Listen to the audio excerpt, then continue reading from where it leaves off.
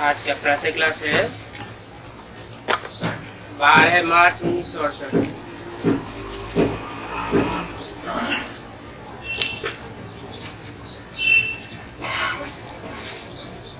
बेहद का बाप सभी बच्चों को समझाते हैं।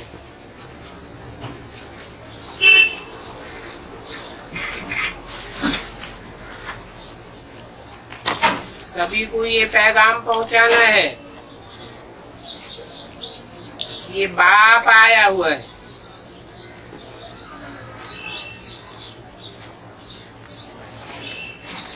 समझाने वाला कौन है? बेहद का बाप, रूहानी बाप, जिस्मानी बेहद के बाप में समाया हुआ है और सभी बच्चों को समझाते हैं।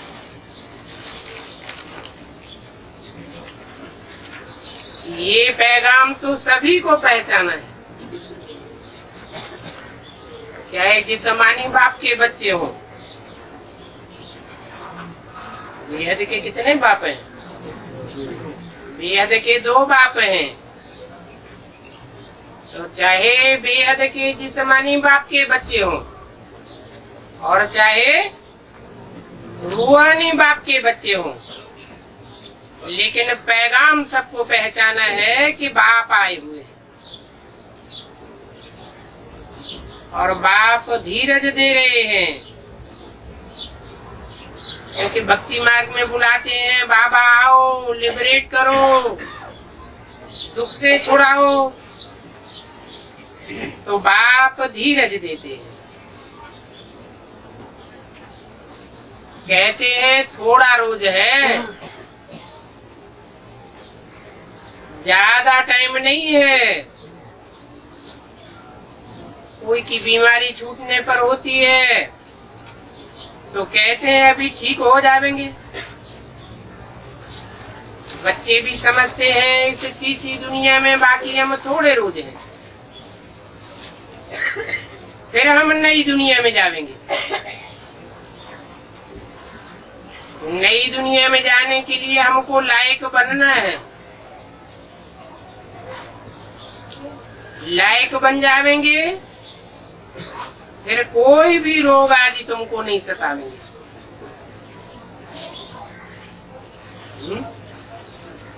रोग आदि कब तक सताते हैं? जब तक नालायक है तब तक रोग आदि सताते हैं। तो बाप धैर्य देते हैं और कहते हैं और थोड़ी मेहनत करो, और कोई मनुष्य नहीं है जो ऐसे धैर्य देवे।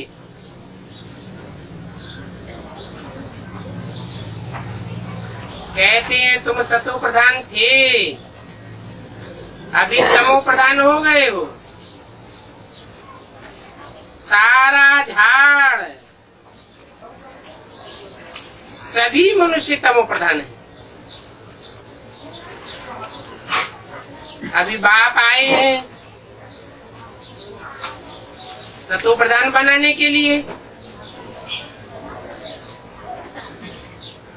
सभी आत्माएं पवित्र बन जाएंगी।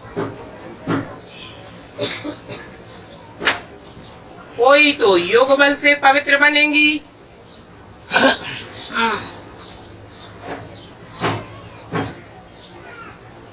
भोग बल से भी पवित्र बनती है। फिर कोई सजाएं खा करके भी पवित्र बनती हैं। सजाओं का भी बल है ना।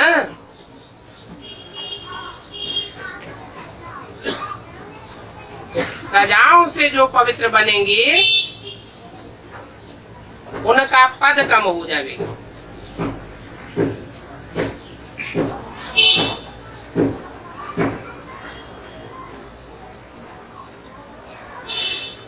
चोर डकैतों में सजा भोगने का बल ज्यादा होता है या सच्चे साहूकार में बल भोगने का ज्यादा होता है? सजाओं का बल। चोर चकार होते हैं उनमें सजाओं को भोगने का बल जास्ती होता है, परंतु उनका पद नीचा हो जाता है। तुम बच्चों को तो श्रीमत मिलती रहती है, कदम कदम पर श्रीमत मिलती रहती है, मिलती रहती है। कदम कदम पर श्रीमत मिलती रहती है या कोई अड़चन आती है? मिलती रहती है, कोई अड़चन नहीं है। कोई कंप्लेंट तो नहीं करते हमको फोन नहीं मिलता, ईमेल का जवाब नहीं मिलता, चिट्ठी का जवाब नहीं आता है? कोई की कंप्लेंट नहीं है? बॉम्बे में कोई कंप्लेंट नहीं। बॉम्बे हर हर बम बम के बच्चे हैं।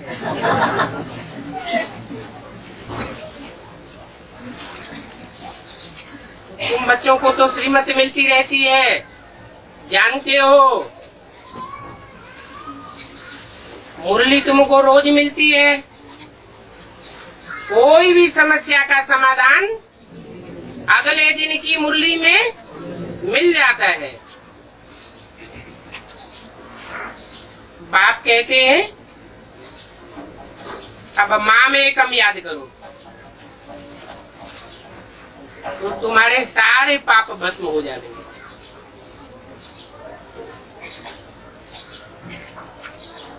एकम का क्या मतलब है?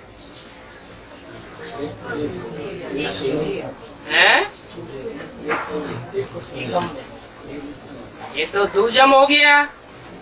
एक रूहानी बाप, रूहों का बाप, और एक जिस्मानी बाप। शिव शंकर एक है या दो है? एक है।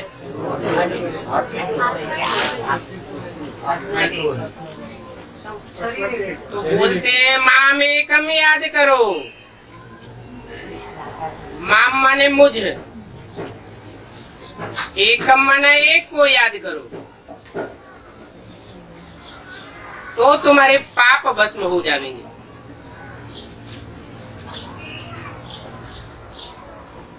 माना निराकार को सिर्फ याद न करें या एक निराकार को याद करें तो पाप भस्म नहीं होंगे। क्यों? कहने वाला तो कौन है? सुप्रीम सोल ही तो कहने वाला है, जिस्मानी बाप तो कहने वाला नहीं है। कहता तो है सुप्रीम सोल, लेकिन उसको तो अपने कोई पाप होते ही नहीं। तो ऐसे को याद करने के लिए कहते हैं जिसको याद करने से तुम वैसे ही बन जाएंगे। तो पाप करने वाला होगा और उसमें निष्पाप सदा शिव प्रवेश करता है। दोनों के कॉम्बिनेशन की प्रवृत्ति मार्ग की याद करेंगे तो तुम्हारे पाप भस्म हो जाएंगे। अकेले होने से पाप बनते हैं या प्रवृत्ति में रहने से पाप बनते हैं? प्रवृत्ति में ही पाप बनते हैं। अगर माँ में कम याद नहीं करेंगी तो पाप 100 गुना बढ़ जाएगा। माना एक की याद के साथ साथ कोई दूसरे की भी याद मिक्स की और करते रहे तो रिजल्ट क्या होगा? व्यभिचारी याद आवेगी तो रिजल्ट क्या होगा? जरूर 100 गुना पाप चढ़ जाएगा, क्योंकि एक की याद करने से स्वस्थिति में जो सदैव स्थित रहने वाला है उसको याद करने से स्वर्ग बनावेंगे, और कोई दूजम को याद कर लिया तो क्या बनेगा? नरक बनेगा। तो पाप आत्मा बनकर के तुम मेरी निंदा कराते हो। मनुष्य कहेंगे इनको ईश्वर श्रीमत देते हैं तो ये आसुरी चलन क्यों दिखाते रहते हैं? व्यभिचारी याद करेंगे तो मन के संकल्प कैसे बनेंगे? व्यभिचारी बनेंगे। पहले मन में संकल्प आता है अच्छा या बुरा, बाद में वाचा में आता है, और बाद में कर्मण में भी जरूर आ जाता है।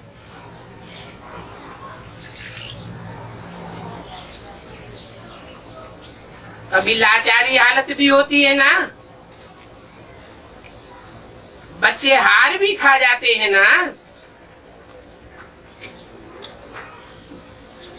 अच्छे अच्छे बच्चे भी हार खाते हैं तो उनके पाप कटते ही नहीं।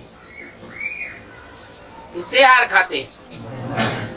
माया व्यभिचारी है या व्यभिचारी? माया रावण तो व्यभिचारी है। व्यभिचारी क्या बनावेगा?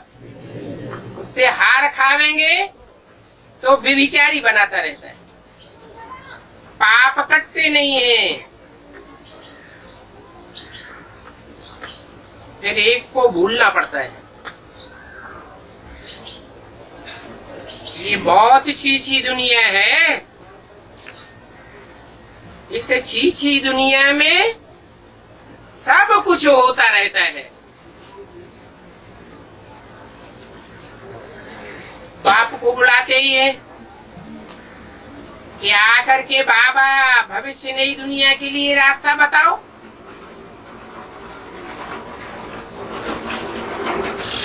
क्योंकि रास्ता बाप जानते तो है ना। उस तरफ है पुरानी दुनिया और इस तरफ है नई दुनिया।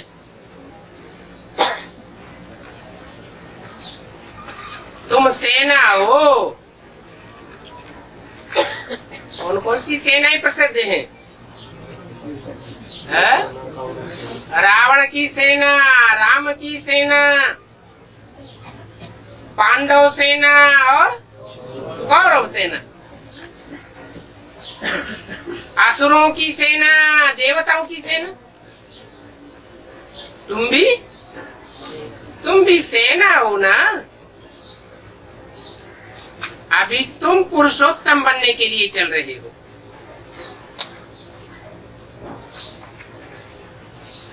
असुरों की सेना ने लक्ष्य नहीं लिया हुआ है क्या बनने का?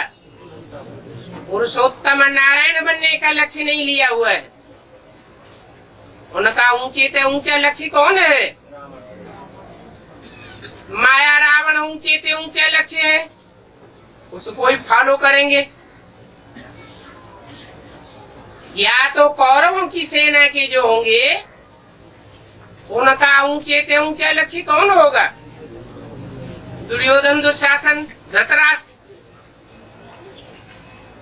और तुम्हारी सेना का एम ऑब्जेक्ट क्या है? नर से नारायण। तुम्हारा उस पुरानी दुनिया से लंगर ही उठ गया। लंगर माना नाव जब चलना शुरू होती है तो उसका लंगर उठाए देते हैं। एक किनारे से लंगर उठाए करके दूसरे किनारे पर ले जाते हैं। तो कहाँ से लंगर उठ गया है? इस पुरानी दुनिया से तुम्हारा लंगर उठ गया है। अभी नाव विषय सागर में पड़ी हुई है, विषय वैतरणी नदी में पड़ी हुई है या क्षीर सागर में है?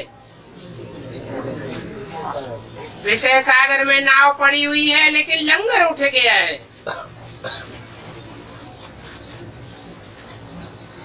तो बाप ने कहा है तुम जहां जा रहे हो उस डेस्टिनेशन को ही याद करो।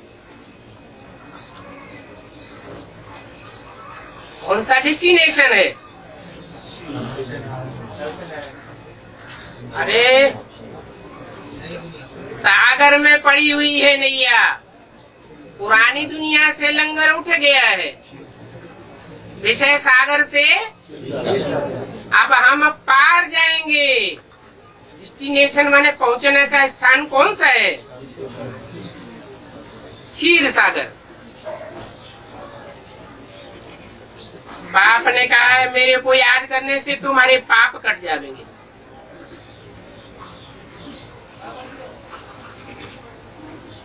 पाप कट जाएंगे तो उतर जाएंगे। दो ही तरीके हैं पाप कटने के, या तो योग बल से या तो सजाओं से। परंतु हर एक आत्मा प्योर तो जरूर बननी है।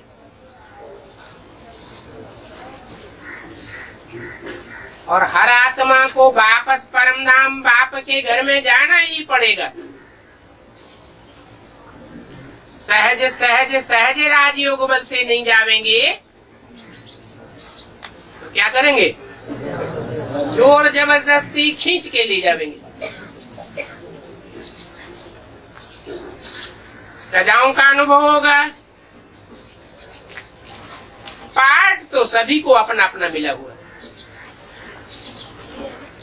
कोई को सहज सहज पाठ मिला हुआ है और कोई को हठ योगी का पाठ मिला हुआ है। बाप कहते हैं जो भी तुम्हारा पाठ हो, परंतु ये तुम्हारा अंतिम जन्म है। इसके बाद फिर कोई नया जन्म इस दुनिया में पुरुषार्थ करने के लिए नहीं मिलेगा।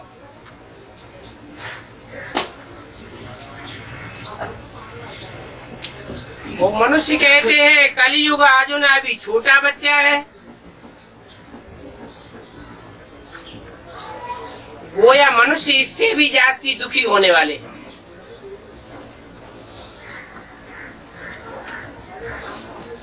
तुम संगंगी ब्राह्मण तो समझते हो, ये दुखधाम तो अभी खत्म होने वाला है। तो बाप धीरे देते हैं। कल पहले भी बाप ने कहा था अब मामेकम याद करो तो तुम्हारी पापों की कट उतर जाएगी। ये मैं गारंटी करता हूँ। ये भी समझाते हैं इस कलयुग का विनाश होता है।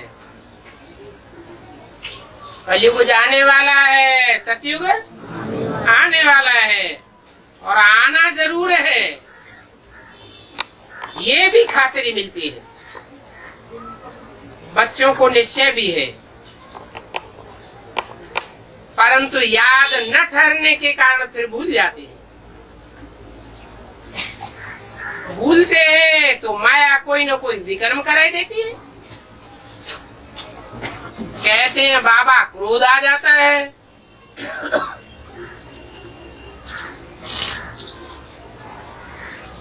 अब क्रोध को तो भूत कहा जाता है।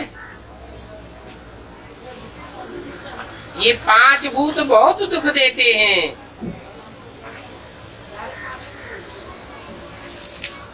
इस पुराने रावण राज्य में इस बेचारे भूत का भी हिसाब किताब चुकतू करना है। क्रोध भी क्या हो गया? बेचारा।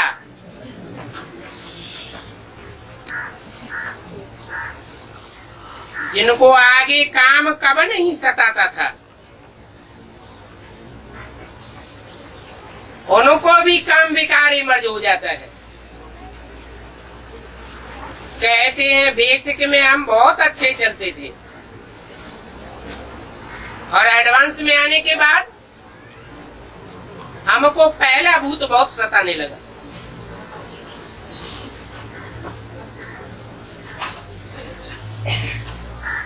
अरे बीमारी तो कभी भी इमर्ज हो सकती है। कहते हैं आगे तो कभी ऐसे विकल्प नहीं आते थे, अभी हमको क्यों सताता है? ये ज्ञान है ना। ज्ञान तो सारी बीमारियों को जड़ से खत्म करेगा या जड़मूल को छोड़ देगा, क्रोध लोभ व अहंकार को समाप्त करेगा। अगर जड़ रह गई तो फिर पैदा हो जाएंगे। तो काम विकार तो सब विकारों की जड़ है। ये ज्ञान सारी बीमारी को बाहर निकालता है।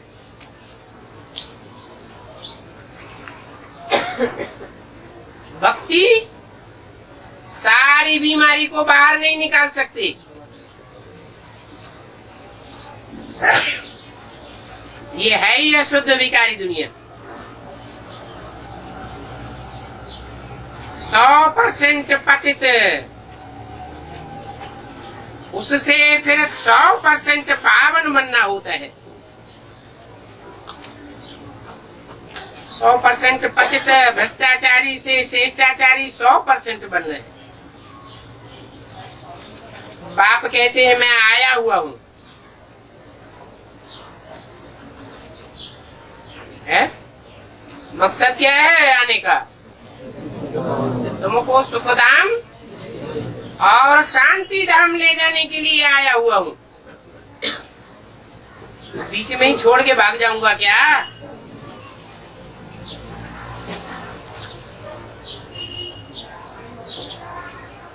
सिर्फ मुझे याद करो और शिष्ट चक्र को फिराओ और कोई विकर्म न करो। जो गुण इन देवताओं में है, ऐसे गुण धारण करने हैं। बाबा कोई तकलीफ तो नहीं देते हैं। कोई कोई घरों में भी इविल सोल होती है तो आग लगाई देती है, पत्थर मारने लग पड़ते हैं, नुकसान कर देते हैं। अभी तो सभी मनुष्य इविल है ना। क्यों ऐसे क्यों हो रहा है? सभी में आग लगी। सभी में भूतों ने आग लगाई है। भूत कौन बनते हैं? जिनकी अकाले मौत होती है, जिनके पाप बहुत बढ़ जाते हैं, तो अपने शरीर से पाप का वजन ज्यादा न बढ़े तो उनको सूक्ष्म शरीर मिलता है।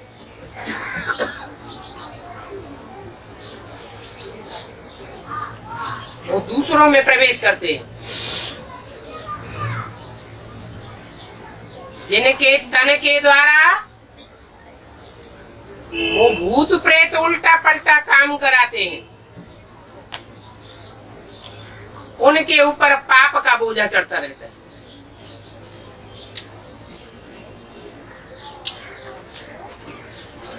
सवाल है कि इन इविल सोल की संख्या क्यों बढ़ती जा रही है, जो सबके अंदर भूत प्रवेश करते जा रहे हैं? क्या कारण है?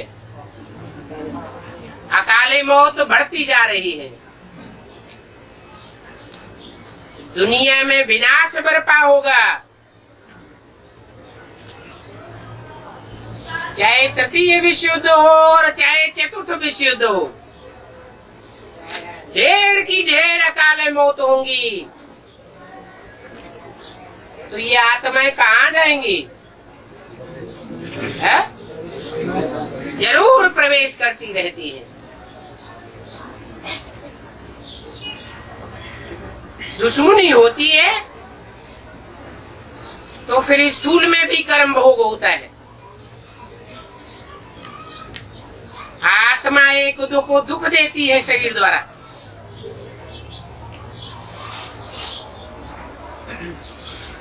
शरीर नहीं है तो दुख नहीं दे सकते।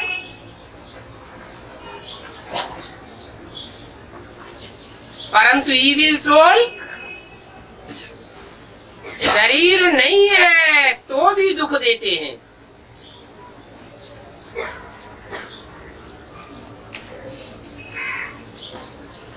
बच्चों ने देखा है, घोस्ट जिसको कहते हैं वो सफेद छाया माफिक देखने में आता है।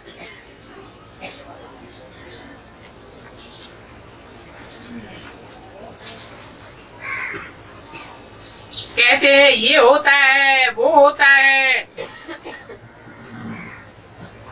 बाप कहते हैं उनका कुछ ख्याल नहीं करना होता है। तुम जितना बाप को याद करेंगे उतना ये सब खत्म होता जाएगा।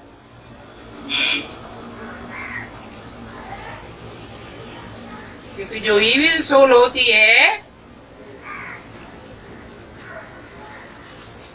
वो कमजोर आत्माओं को तंग करती है, कमजोर आत्मा में प्रवेश होती है, देह अभिमानियों में ही प्रवेश होती है, या जो पक्के आत्मा अभिमानी होंगे उनमें प्रवेश करेगी। जरूर कुछ न कुछ देह अभिमान होता है।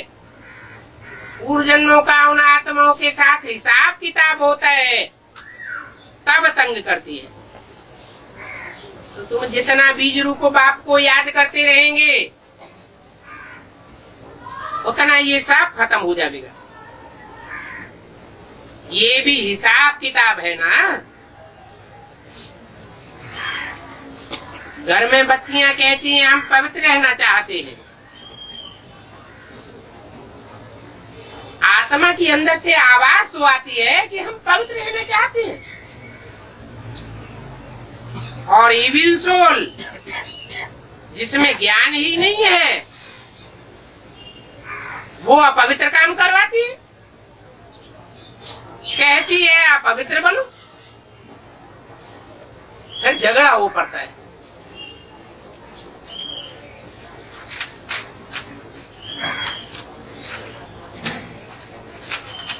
कितना हंगामा हो जाता है।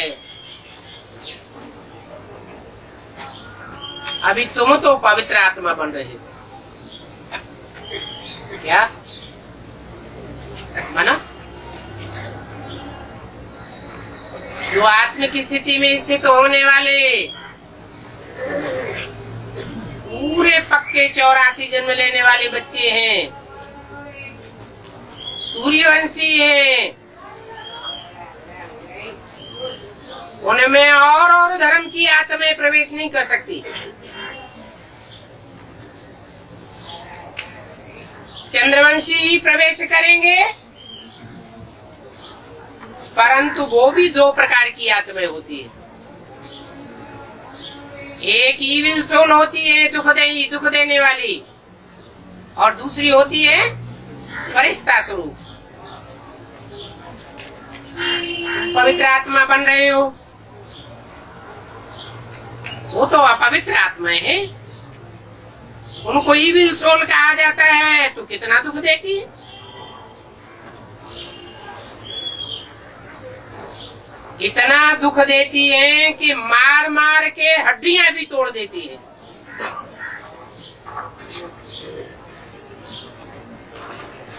है तो आत्मा ना, उनको इविल सोल कहा जाता है, तमो प्रधान है ना।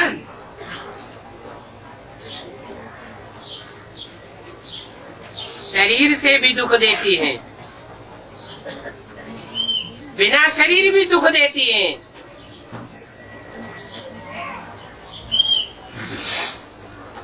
ये ज्ञान तो तुम्हारी बुद्धि में सहज है। तुम जितना जितना सुदर्शन चक्रधारी बनते जाएंगे, उतना उतना ईविल सोल के प्रभाव को काटते जाएंगे। मुख्य है पवित्रता की बात।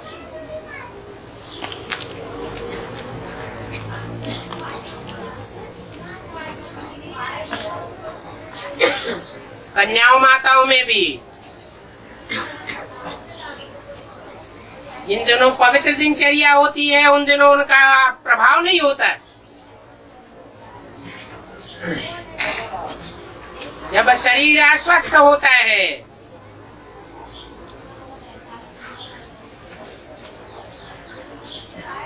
गंदगी होती है, उस समय उनका विशेष प्रभाव होता है, आक्रमण करती है। गंदी सोल है ना,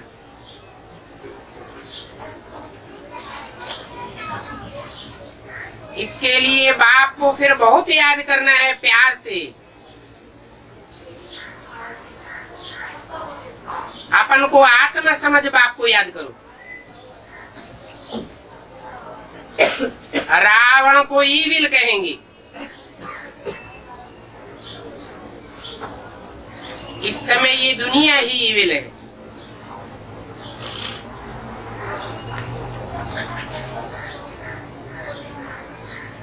क्या है? क्या नाम दिया? ईविल। ईव इल। ईव माना क्या? अरे एडम के साथ ईव का नाम लिया जाता है ना। ईव माना क्या है? एडम है सारी मनुष्य शक्ति का बाप और ईव है माता। वो माता ईव है, सतो प्रधान होती है तो जगदम्बा का पार्ट बजाती है, और तमो प्रधान बनती है इल माना बीमार पड़ जाती है। आत्मा बीमार हो जाती है तो बुद्धि में ईविल संकल्प चलेंगे या श्रेष्ठ श्रीमत के अनुसार संकल्प चलेंगे। मन अगर बीमार होगा तो संकल्प कैसे चलेंगे? गलत संकल्प ही चलेंगे। ईविल एक दो से अनेक प्रकार के दुख पाते हैं और दुख देते हैं, परंतु सभी की दवाई एक ही है। बाप कहते हैं मन मना भव। क्या? माम एकम याद करो। माना कोई कहते हैं माँ बाप दोनों को याद करें तो क्या अंतर पड़ेगा? माँ बाप तो एक ही है ना। अरे आत्माएं दो हैं कि एक है? एक ही आत्मा है माँ बाप की। आत्माएं तो दो है। पुरुषार्थ भी एक प्रकार का होगा या दो प्रकार का होगा? पुरुषार्थ भी दो प्रकार का हो जाता है। ईविल आत्मा अनेक प्रकार के दुख उठाती है तो दुख देती भी है, और ईविल पतित को कहा जाता है। क्या? पावन देवताओं को ईविल नहीं कहेंगे। पतित आत्मा में भी 5 विकार अनेक प्रकार के होते हैं। कोई में विकार की आदत है, कोई में गुस्से की आदत, कोई में तंग करने की आदत, और कोई में यूं ही नुकसान करने की आदत होती है। विकार की आदत होती है तो सताते हैं, विकार न मिलने से क्रोध में आकर के मारते भी हैं।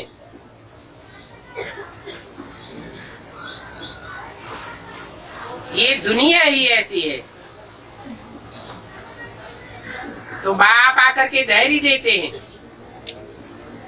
ये आत्माओं, ये बच्चों, अभी धैर्य धरो, मुझे याद करते रहो। क्या? बुद्धि का, मन का संबंध मेरे से जोड़ते रहो, क्योंकि विचारी दुनिया में डूबने की गलती किसने की है?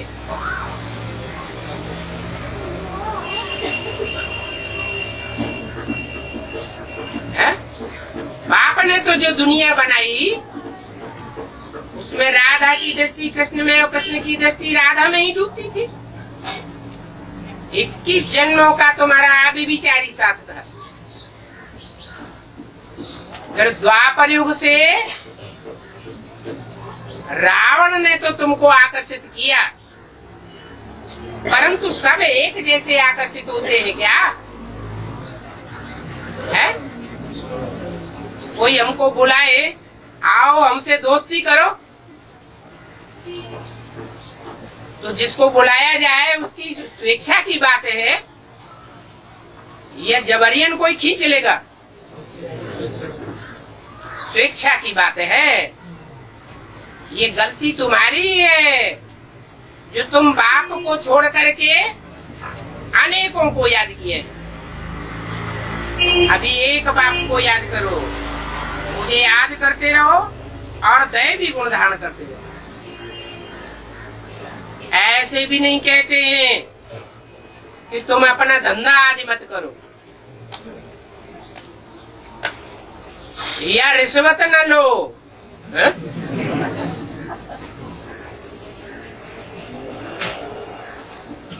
वह मिलिट्री में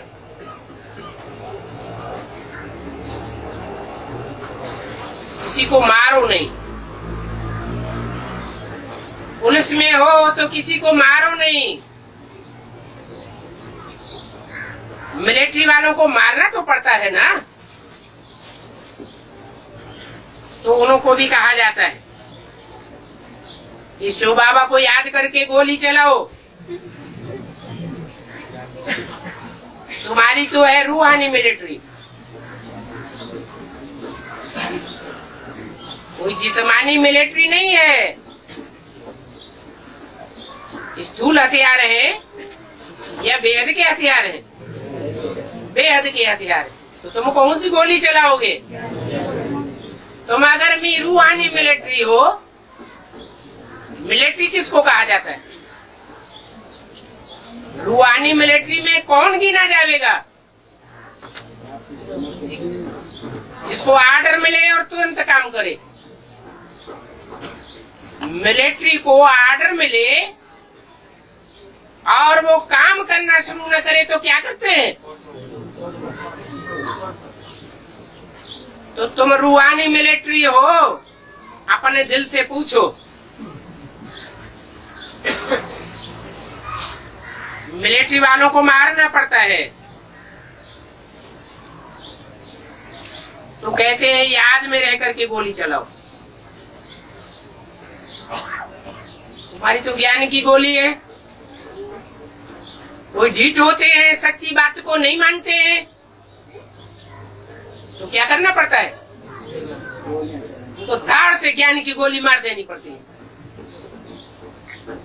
नहीं तो मानते नहीं है। गीता के अक्षरों को उठाए वो समझते हैं हम युद्ध के मैदान में मरेंगे तो हम स्वर्ग में जाएंगे, इसलिए लड़ाई में खुशी खुशी से जाते हैं। परंतु यहाँ तो वो बात ही नहीं है। क्या बात? हिंसक लड़ाई की यहाँ कोई बात नहीं है। आत्मा लड़ाई का संस्कार ले जाती है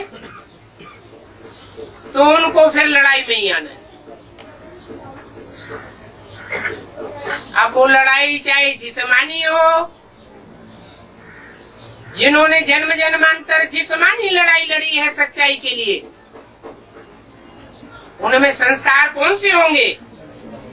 है सचखंड की स्थापना के लिए लड़ाई जरूर करेंगे, मानेंगे नहीं। तुम्हारी भी रूहानी लड़ाई है, तो ऐसे लड़ाई लड़ने वाले संस्कार वालों को लड़ाई में जरूर आना पड़े। जो लड़ाई करते हैं उनको फिर बाद में क्या मिलती है? राजाई मिलती है। हिंसक लड़ाई की बात नहीं बताते हैं यहाँ। ये है रूहानी लड़ाई।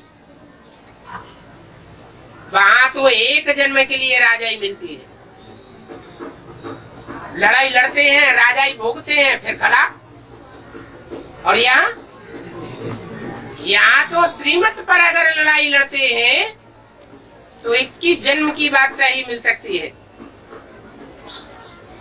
उस लड़ाई लड़ने वालों में कोई स्वर्ग में तो जाते ही नहीं है। जाते हैं क्या? है? स्वर्ग की दुनिया ही नहीं है तो जावेंगे कैसे? अभी बाप कहते हैं तुम स्वर्ग में जा सकते हो, सिर्फ शिव बाबा को याद करो। एक ही शिव बाबा को याद करना है, ये शर्त है,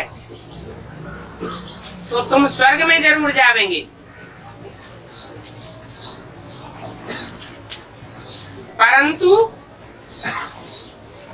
स्वर्ग में जाने के बाद, अनेक जन्म सुख भोगने के बाद फिर इस दुनिया में जरूर आवेंगे।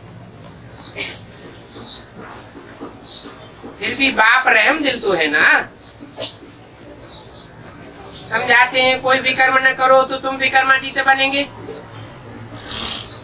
ये लक्ष्मी नारायण विकर्मा जीते हैं ना, फिर रावण राज्य में विकर्मी राजा बन जाते। विक्रम संवत होता है ना। मनुष्यों को तो कुछ भी पता नहीं है। तुम बच्चे अभी जानते हो ये लक्ष्मी नारायण विक्रमाजीत राजा थे। कहते हैं विक्रमाजीत नंबर 1। 2500 वर्ष के बाद विक्रम संवत शुरू होता है। सतयुग के मोहजीत राजा की भी कहानी है ना। कौन सा राजा है? सत्य हरिश्चंद्र की कहानी है ना। बाप कहते हैं अभी सत्य हरिश्चंद्र मिसल नष्टो मोहा बनो। बाप बाप नहीं, पत्नी पत्नी नहीं, बच्चा बच्चा नहीं, पूरी परीक्षा होगी।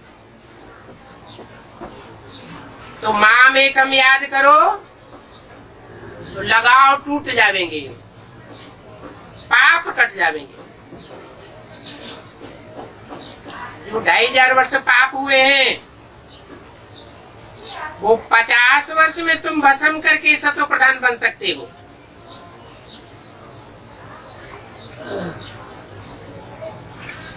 अगर योग बल नहीं होगा तो फिर नंबर पीछे हो जाएगा। माला तो बहुत बड़ी है ना, भारत की माला तो साफ है। जिस माला के ऊपर सारा ही खेल बना हुआ है, परंतु इस खेल में है मुख्य है याद की बात, और कोई तकलीफ नहीं है।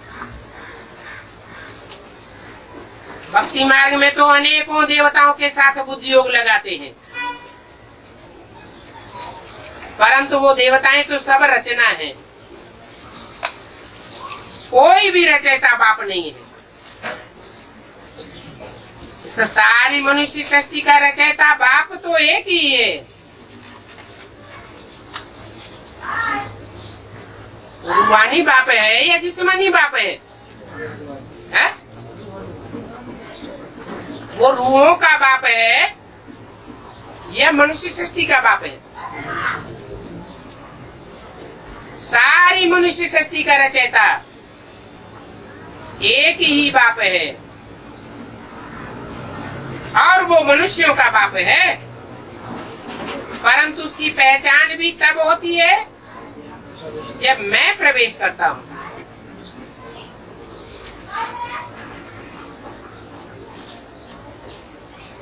तो बाप कहते हैं माँ में एकम याद करो। जैसे भक्ति मार्ग में पहले तुम सिर्फ मेरी भक्ति करते थे, अभी पिछाड़ी में तुम मुझे याद करो। क्या भक्ति मार्ग के आज में भी तुम किसको याद करते थे? एक को या अनेकों को? भक्ति मार्ग के आज में तुम्हारी भक्ति भी सतो प्रधान थी, तो तुम अभी विचारी भक्त थे, एक को याद करते थे। अभी तमो प्रधान बने हो, बाप आते हैं तो समझाते हैं ये विचारी भक्ति छोड़ो और एक को समझ करके एक को याद करो।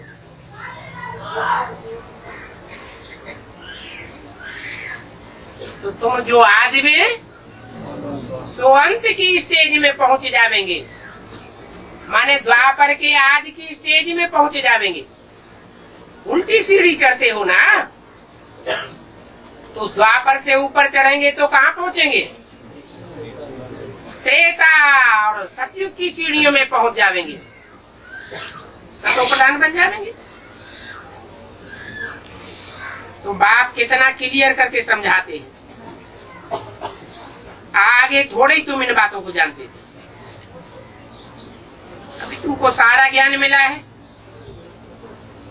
बाप कहते हैं अभी और संग तोड़ एक संग जोड़। महामेकम याद करो तो अग्नि से, योग अग्नि से तुम्हारे विक्रम भस्म हो जाएंगे। क्योंकि 63 जन्मों में राजा बन करके पाप तो बहुत करते आए हो। क्या प्रजा ज्यादा पाप करती है या राजाएं ज्यादा पाप करते हैं? छोटे आदमी के छोटे पाप और बड़े आदमी के बड़े पाप, बहुत पाप करते आए। काम कटारी भी चलाते रहे तो कितना दुख देते आए। मूल बात है ही काम कटारी की, परंतु ये भी ड्रामा बना हुआ है। ऐसे भी नहीं कहेंगे ये ड्रामा बना ही क्यों, इससे तो ये ड्रामा न बना होता तो अच्छा था। अरे ये तो अनादि रचा रचाया खेल है, इसमें ये प्रश्न नहीं हो सकता।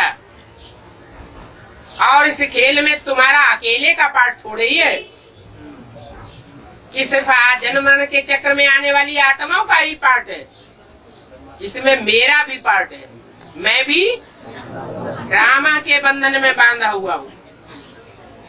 ये ड्रामा कब बना, कब पूरा होगा, क्यों बना, इन प्रश्नों का सवाल ही पैदा नहीं होता। आत्मा की जो प्लेट है वो अविनाशी प्लेट है, ये कब घिसती नहीं है। इसमें पार्ट अविनाशी भरा हुआ है और ड्रामा भी अविनाशी कहा जाता है। हाँ, तुम बच्चे पुनर्जन्म में आते हो और मैं पुनर्जन्म में नहीं आता हूँ। तो जो पुनर्जन्म में नहीं आते हैं वो ही आकर के सारा राज बताते हैं। सृष्टि के आदि मध्य अंत का राज और कोई बता ही नहीं सकता। न बाप का ऑक्यूपेशन कोई बता सकता है, न आत्मा का ऑक्यूपेशन कोई बता सकता है। कुछ भी नहीं जानते। ये सृष्टि का चक्कर तो फिरता ही रहता है। अभी पुरुषोत्तम संगम युग है, जब सभी मनुष्य मात्र उत्तम पुरुष बन जाते हैं।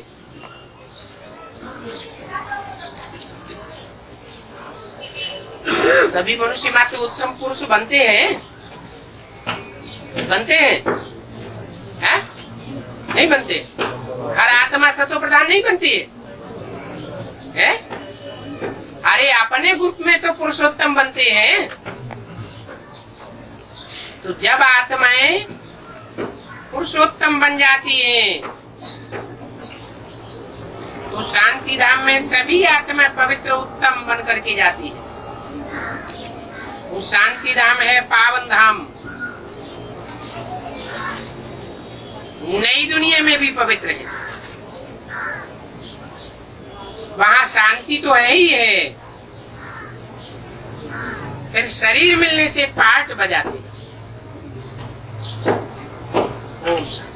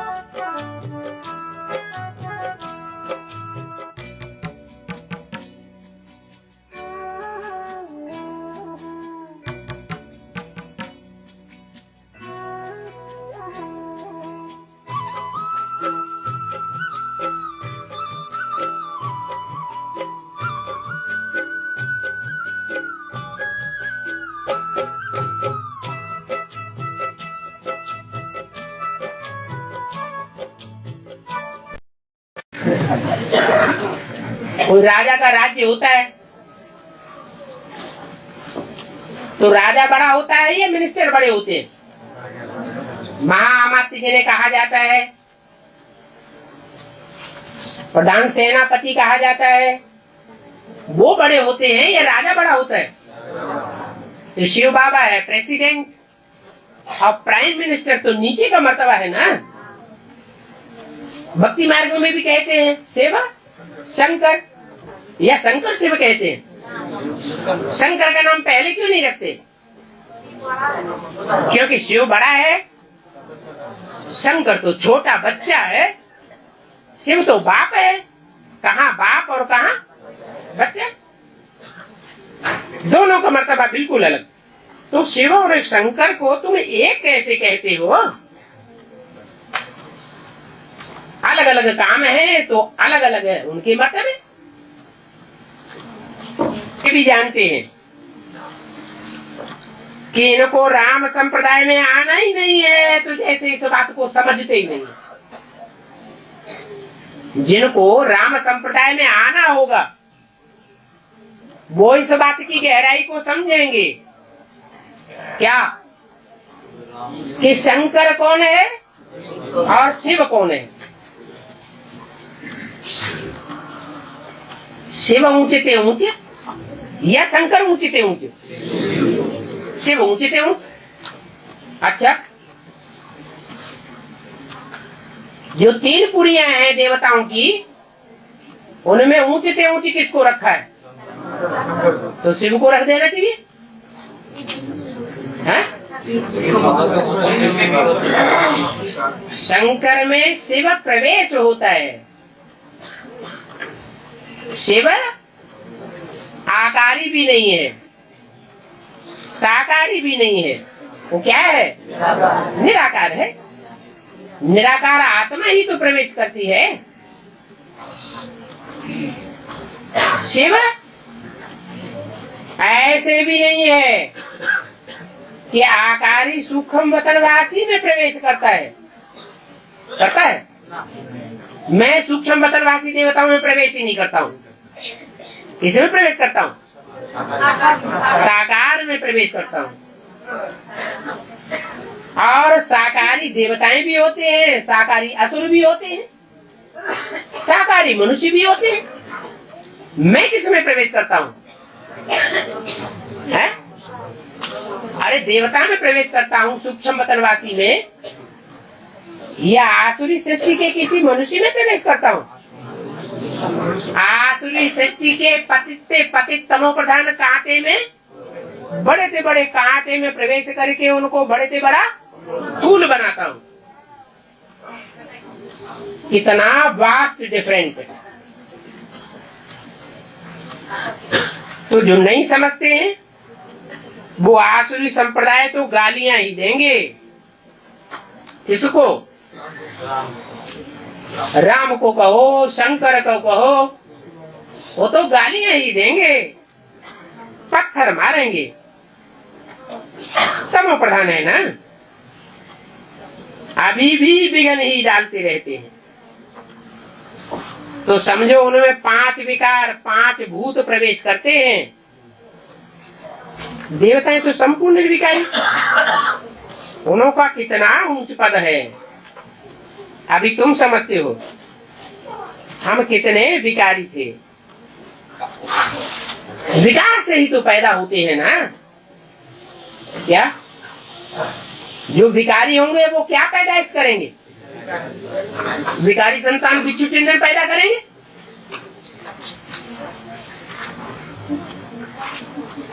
और शिव बाबा है?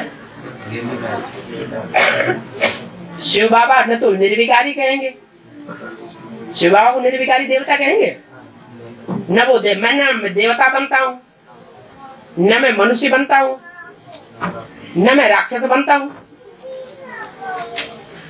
न ब्राह्मण बनता हूँ, न शूद्र बनता हूँ। तो क्या है? मैं जिसमें प्रवेश करता हूँ वो विकारी होता है, और मैं तो एवर प्योर हूँ। शरीर एक ही है, लेकिन एक ही शरीर से दो प्रकार के पार्ट, एक विकारी और एक निर्विकारी। साधारण तन में प्रवेश करता हूँ या असाधारण तन में प्रवेश करता हूँ? साधारण तन में प्रवेश करता हूँ तो कर्म कैसे करता? साधारण कर्म ही करता है, लेकिन कर्मों का फर्क तो पता चलना चाहिए ना, है? वही कर्म साधारण भिखारी मनुष्य करते हैं तो रिजल्ट क्या आता है? और वही कर्म जिस विकारी तन में प्रवेश करता है सेवक, वो साधारण तनधारी भी वही कर्म करता है, लेकिन रिजल्ट क्या होता है? असाधारण रिजल्ट होता है।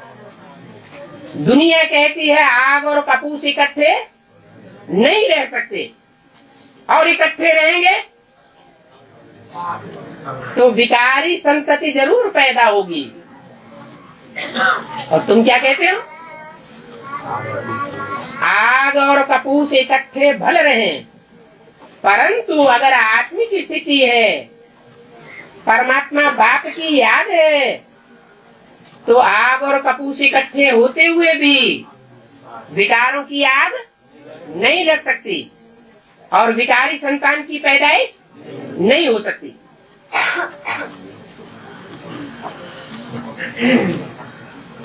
इस दुनिया में तो सब विकार से ही पैदा होते हैं? लेकिन भगवान बाप आकर जो दुनिया बनाते हैं, उसकी पैदाइश विकारों से होगी या निर्विकारी स्टेज से होगी? निर्विकारी स्टेज, और वो भी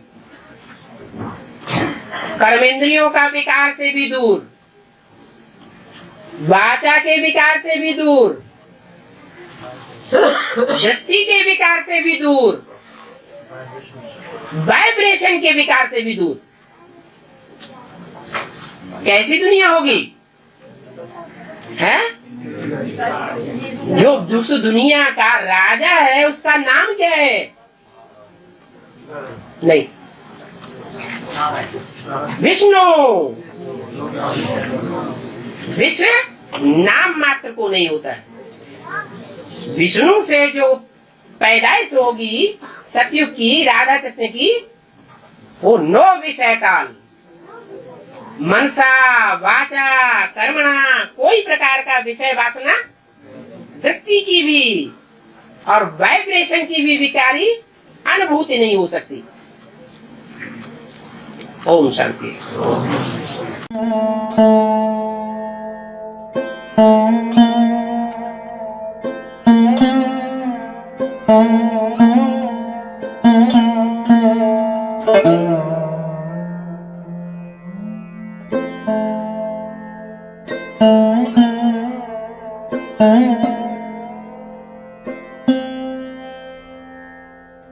Thank you.